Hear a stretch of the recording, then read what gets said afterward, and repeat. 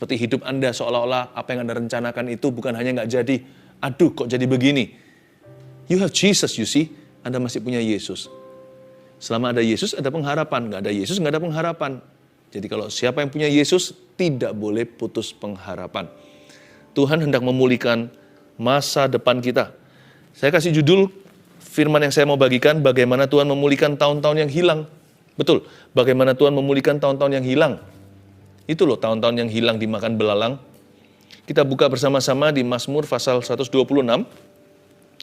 Judul di Alkitab Indonesia kita adalah pengharapan di tengah-tengah penderitaan. Ya, topik hari ini bagaimana Tuhan memulihkan tahun-tahun yang hilang. Pernah merasa nggak seolah-olah kita kehabisan waktu? Aku ini nggak muda lagi, tapi bisnisku jatuh.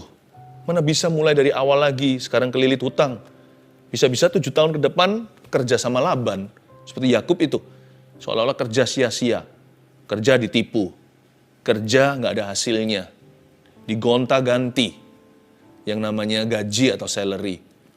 Tapi Yakub karena dia cinta sama Rahel yang dia kejar waktu itu, berapa tahun seolah-olah berapa hari. Kita juga bisa merasa yang sama asal hati kita dipenuhi kasih Tuhan. Nanti ya waktu-waktu ke depan terasa begitu gampang dilalui, bukan berarti hidup kita mudah. Tapi karena ada Yesus di tengah-tengah kita, ada kasih Tuhan memerintah, nanti tidak akan terasa kok. Kalau Tuhan memulihkan keadaan kita seperti orang yang bermimpi. Kita akan tertawa, kita hampir-hampir nggak berani percaya. Kok bisa ya Tuhan pulihkan saya?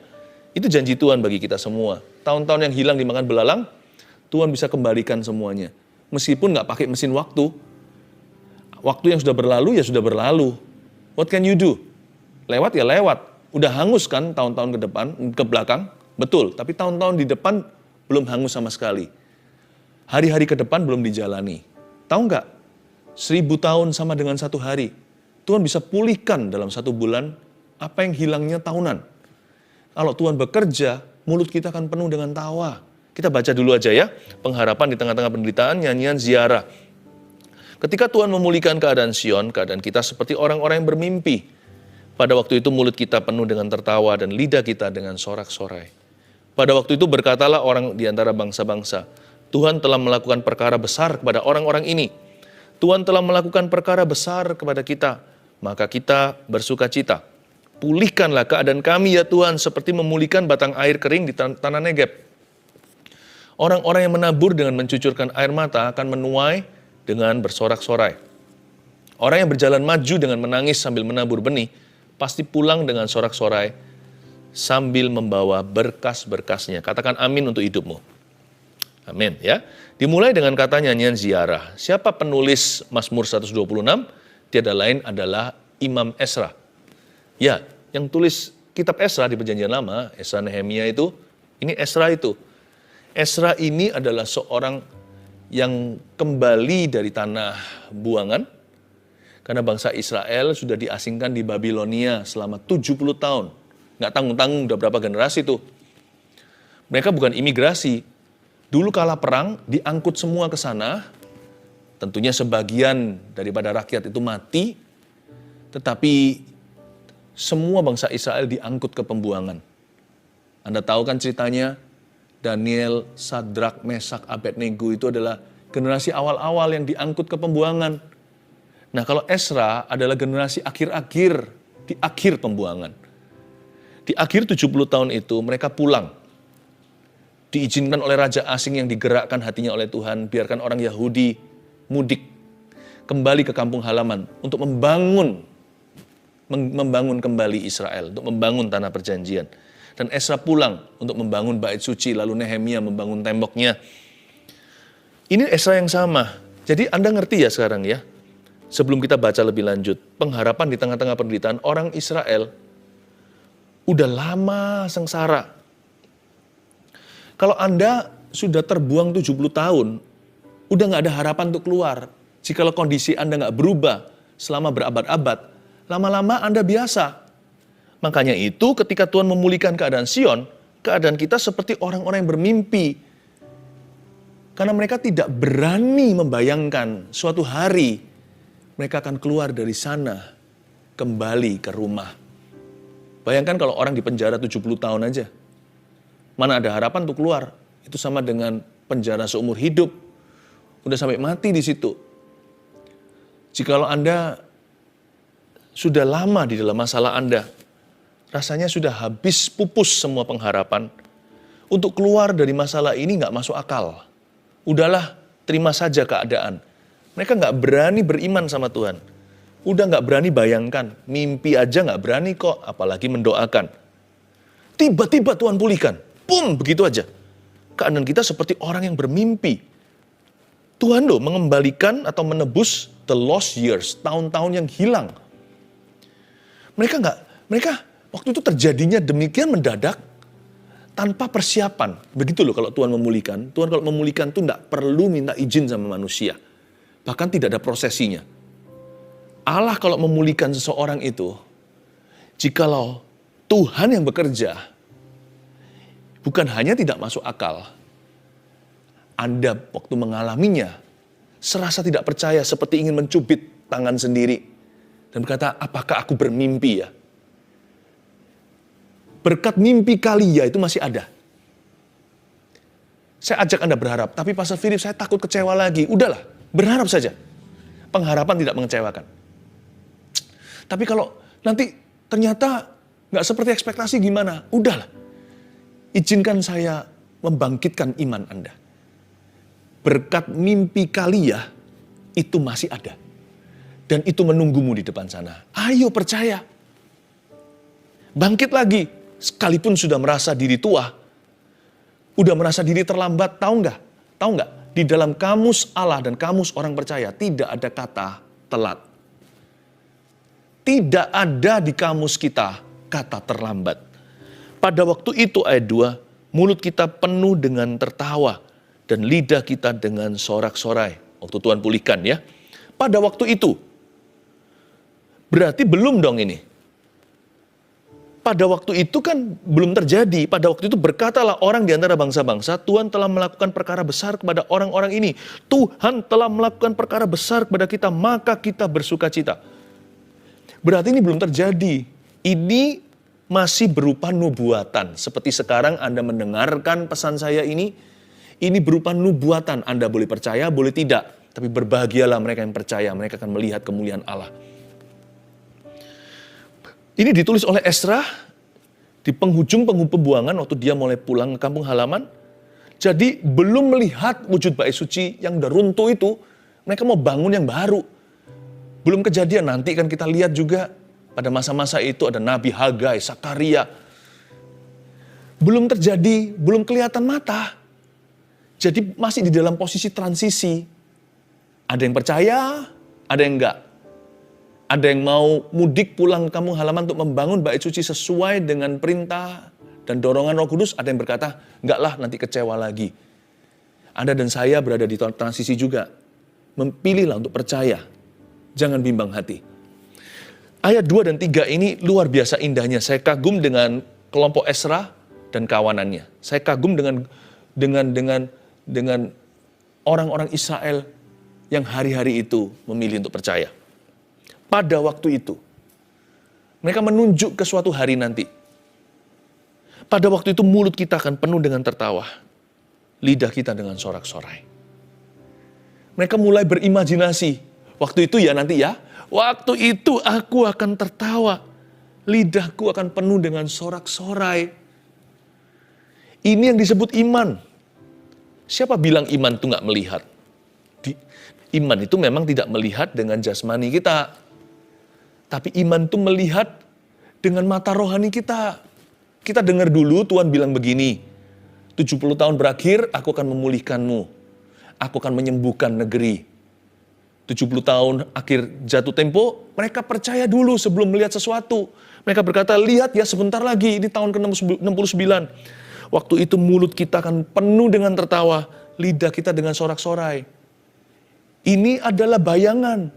Dia bayangkan waktu itu dia penuh dengan tertawa. Dia mulai bermimpi nanti lidahnya akan bersorak-sorai. Ini iman. Pakai mata rohanimu untuk membayangkan. Ketika pemulihan terjadi. Tapi Pastor Philip, saya nggak berani membayangkan, takut kecewa. Kalahkan rasa kecewamu dengan iman. Pada waktu itu, mulut kita akan penuh dengan tawa. Lalu, tiba-tiba, Ezra di sini menjadi reporternya. Pada waktu itu berkatalah orang di antara bangsa-bangsa, Tuhan telah melakukan perkara besar kepada orang-orang ini. Orang-orang ini kan dirinya sendiri dengan teman-temannya. Dia berkata gitu, waktu itu ya nanti ya, bangsa-bangsa akan rasan-rasan. Mereka akan bilang begini, lihat itu orang. Lihat mereka, bangsa Israel ini dan Ezra. Tuhan telah melakukan perkara besar kepada orang-orang ini. Wow, kreatif sekali imajinasinya. Dia sudah bisa bayangkan nanti orang lain ngomong apa ketika Tuhan pulihkan. Mungkin hari ini Anda membayangkan Anda suatu hari akan bersaksi sama teman-teman. Gimana Tuhan membantu Anda keluar hutang. Padahal sekarang masih dililit di dalam hutang seperti seolah-olah dililit ular.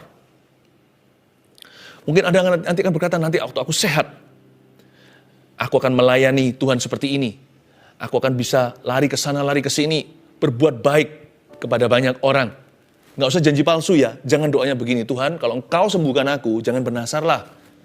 Humble aja minta sama Tuhan, nggak usah iming-imingan.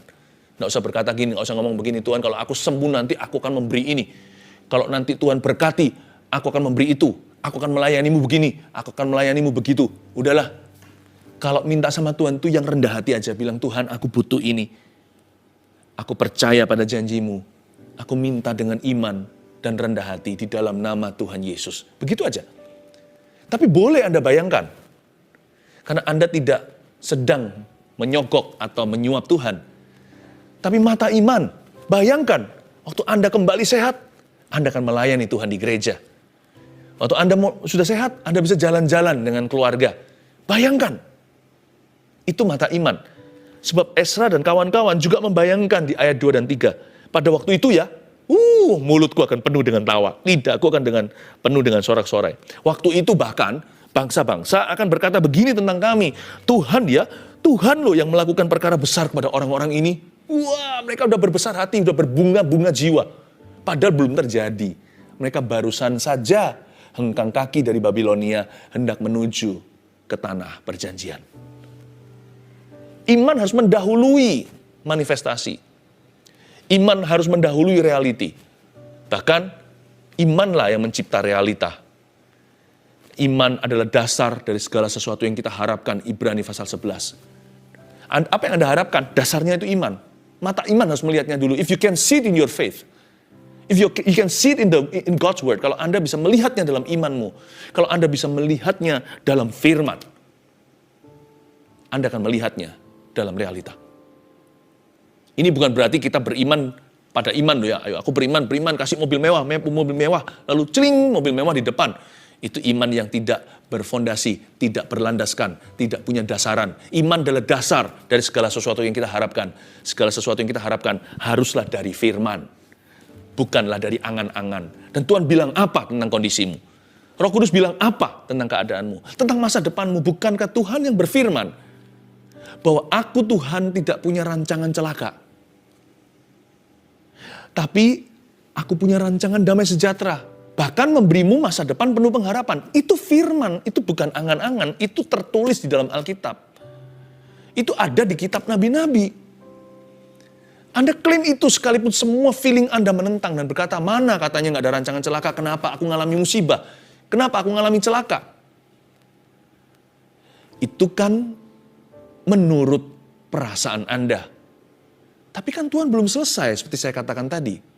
Tuhan bekerja sama dalam segala perkara. Bahkan kalau terjadi sesuatu yang buruk pun gak selalu itu benar-benar kita gak selalu karena nasib loh ya.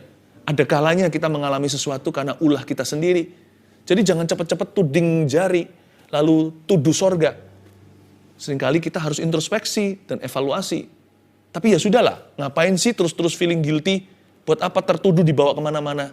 Taruhlah, lupakan yang lalu, mengarah pada tujuan. Sekarang bereskan hidupmu dengan Tuhan. Lalu mulailah mulutmu mengakui iman. Mata kita mulai membayangkan janji Tuhan digenapi di dalam hidup kita. Mulut kita akan penuh dengan tawa. Lidah kita dengan sorak-sorai. Tuhan telah melakukan perkara yang besar kepada kita. Pulihkanlah keadaan kami, ayat 4, ya Tuhan, seperti memulihkan batang air kering di tanah Negeb. Bagi Tuhan ada yang mustahil loh.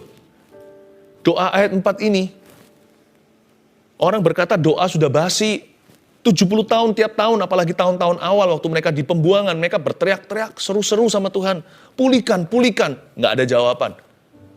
Ayat 4 ini penuh kekaguman.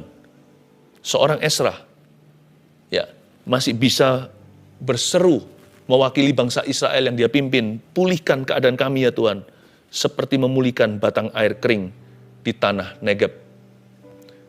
Mana bisa memulihkan batang air yang sudah kering di padang belantara, di padang pasir, di tempat yang gersang. Ini berarti ayat 4. Ezra meminta mujizat. Pulihkan kami ya Tuhan. Dia nggak merasa bahwa doa seperti ini kadaluarsa. Pernahkah Anda berkata begini, Pastor Philip, percuma, saya sudah doa berkali-kali, nggak dijawab. Itu berarti itu adalah kalimat orang yang sudah menyerah. Belajar dari Ezra. Sekalipun sudah 70 tahun. Ayat 4 tetap didengungkan. Tuhan, beri kami mujizat. Pulihkan keadaan kami Tuhan. Seperti memulihkan batang air kering di tanah Negeb. Korek api. Korek api kalau masih nyala, sudah mulai kena angin sedikit, belum sampai mati, tapi udah mengecil, cepet-cepet digini kan. Ditutupin supaya nggak dihembusi angin lagi.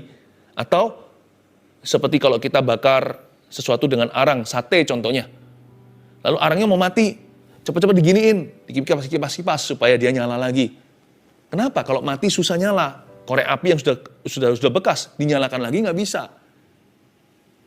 Tanah batang air yang sudah kering di tanah Negeb udah nggak bisa pulih. Ini permintaan nggak masuk akal. Ini meminta mujizat. Ini meminta penciptaan, meminta sesuatu yang baru, bukan dari yang bekas. Sebab korek api yang sudah bekas tinggal dibuang ke sampah, nggak bisa dipakai lagi. Tapi kalau seseorang minta, Tuhan beri kami api pada korek yang bekas ini, itu lebih susah daripada minta korek api yang baru. Dia minta mujizat di tempatnya, tapi mujizat penciptaan, karena tidak mungkin bisa dipulihkan keadaan. Korek yang sudah dipakai tidak bisa nyala lagi, mending minta aja yang baru. Tapi saya nggak mau, saya bersikukuh. Saya tetap berpegang teguh, nggak bisa, akan dipulihkan di tempatnya. Korek yang sama yang saya pakai ini, nyalakan api lagi. Itu double mujizat, lebih gampang minta yang baru. Dia minta tetap di korek yang sama. Di korek yang lama, api yang baru. Itu permintaan yang lebih sulit, lebih sukar. Itu yang Ezra minta. Aku mau mendirikan bait suci di tempat reruntuhannya. Dia nggak cari lokasi baru, yang lebih ramah, yang jauh dari musuh. No, right there. Di mana aku jatuh, Tuhan bangkitkan aku. Ini permintaan yang agak sedikit berani. Atau terkesan berlebihan. Tapi bagi Tuhan, tak ada yang mustahil. Tuhan siap terima tantangan. Seperti Petrus berkata, kalau itu engkau suruh aku jalan di atas air. Gara-gara Petrus seorang diri yang minta begitu. Ya dia seorang saja dari antara 12 muridnya yang berjalan di atas air. Yang lainnya hanya bengong di dalam perahu. Yang masuk sejarah hanya Petrus saja. Beranikah Anda meminta sesuatu yang berlebihan? Kalau itu dalam firman, mintalah. It's yours. Minta sama Tuhan jangan setengah-setengah. Kalau beriman itu jangan tanggung. Ask for your miracle today. Minta sebuah mujizat dari Tuhan. Boleh nggak? Kalau nggak boleh, mendingan kita potong aja semua halaman yang menjanjikan mujizat. Alkitab kita tinggal tipis. Karena Tuhan masih melakukan mujizat, Tuhan masih menyembuhkan. Tuhan masih menciptakan, mengubah air menjadi anggur. Tuhan masih membangkitkan orang mati. Alkitab kita setebel ini. Kalau enggak, kitab Injil aja. Setengah aja nggak ada, tinggal 1/4 juga nggak ada. Kalau kita potong semua yang berbau mujizat. Ask God. He wants you to experience Him. Tuhan ingin Anda mengalami Dia. Orang-orang yang menabur dengan mencucurkan air mata akan menuai dengan bersorak-sorai, ayat 5. Orang yang berjalan maju dengan menangis sambil menabur benih pasti pulang dengan sorak-sorai sambil membawa berkas-berkasnya. Hati-hati ya, orang ini yang dimaksudkan oleh Ezra menabur dengan mencucurkan air mata. Perbedaan antara mencucurkan air mata saja dengan menabur dengan mencucurkan air mata itu bedanya di sini. Sama-sama nangis sih, sama kesamaannya. Tapi bedanya di motivasi dan tujuan. Kalau menangis saja semua orang bisa. Kalau dia dalam keadaan susah, ya pasti mencucurkan air mata. Cowok aja bisa cengeng kalau sudah mengalami suatu problema di luar kemampuannya. Kalau dia sudah betul-betul terhimpit. Tapi ini bukan air mata biasa atau air mata buaya. Ini adalah air mata yang menaburi firman. Jangan menangis karena mengeluh semata-mata. Mengeluhlah boleh, tapi jangan menangis hanya karena itu. Jangan menangis karena mengasihani diri sendiri.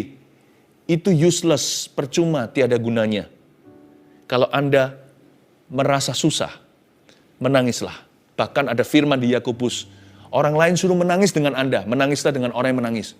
Tapi jangan menangis saja, tapi menaburlah dengan mencucurkan air mata. Kalau kita menangis karena kita susah, menangislah untuk klaim firman Allah. Dalam kesusahan Anda sekalipun. Menangis yang merupakan taburan adalah menangis karena firman. Menangis dengan iman. Aku susah Tuhan, tapi aku tahu, aku percaya Tuhanku ada. Kau gunung batuku. Aku percaya kau pasti akan memberikan kepada hamba-Mu ini kemenangan. Sekalipun menangis. Aku sakit Tuhan, tapi aku percaya Engkau akan menyembuhkan aku. Keluargaku Tuhan mengalami problema rumah tangga yang serius sekali. Tuhan kok jadi begini? Aduh Tuhan. Jangan aduh berhenti di situ. Jangan aminkan segera. Setelah kata aduh jangan langsung amin. Setelah itu iman. Tapi aku tahu Tuhan berjanji di Kisah Para Rasul 16:31. Barang siapa percaya kepada Kristus, seluruh isi rumah tangganya diselamatkan. Bukan hanya mereka bisa dilahirkan baru, tapi kalau mereka sudah Kristen semua, keluarga ini pun bisa diselamatkan. Pernikahan papa mamaku pun bisa diselamatkan. Pernikahan kami pun bisa diselamatkan. Tuhan, aku percaya kau akan menyelamatkan anakku. Nangislah, tapi taburlah. Jangan hanya mencucurkan air mata. Itu perbedaannya. Demikianlah perbedaannya ditabur dengan dikubur kan. Kalau dikubur ya di dalam tanah, ditabur juga di dalam tanah. Tapi bedanya di sini, yang satu dikubur udah bye-bye. Yang satu ditabur disirami sama petani. Dikasih bibit unggul di situ. Lalu tumbuhlah pohon-pohonan dan tanam-tanaman. Jangan kuburkan air matamu sia-sia. Kalau menangis dalam hadirat Allah, pastikan untuk menabur firman dan iman di dalamnya. Tapi kalau menuai, jangan menangis terus. Lama-lama bengkak tuh mata, nanti ada kantung hitamnya di bawahnya. Yang disebut membawa berkas-berkasnya menuai dengan sorak-sorai. Alat tuaian itu bukanlah air mata ya. Ada satu titik Anda harus berkata pada diri sendiri, cukup aku menangis. Udah, ini waktunya menuai. Ada saatnya seperti Esra berkata, pada waktu itu mulut kita akan penuh dengan tawa, lidah kita dengan sorak-sorai. Waktu itu berkatalah orang di antara bangsa-bangsa, Tuhan melakukan perkara besar kepada kami. Tuhan telah melakukan perkara besar kepada kita. Mari kita bersukacita. Ada satu waktu Anda harus dengan iman berkata, enough already. Don't cry for me Argentina. Jangan menangis untuk aku lagi, dan aku tidak mau menangis lagi. Aku akan mengakui dengan mulutku, imanku. Aku akan berkata, Tuhan akan memenuhi lidahku dengan sorak-sorai. Tuhan akan membuat aku tertawa. Ada waktunya kita tinggal sorak-sorai, sekalipun kita belum melihat jawaban doa. Beriman dulu dengan sukacita, maka itu akan menjadi milikmu. Bukankah firman berkata begini, Yesus ajarkan, kalau kamu berdoa jangan bimbang, percayalah apa yang kau katakan akan terjadi. Kalau Anda percaya, jangan menangis lagi. Kalau Anda percaya, waktunya berkata, yes, amin, haleluya. Ini saatnya aku menerima. Tuhan, terima kasih. Sudah waktunya angkat tangan dan bersyukur. Naikkan lagu-lagu yang mengangkat imanmu dan berkata, aku percaya.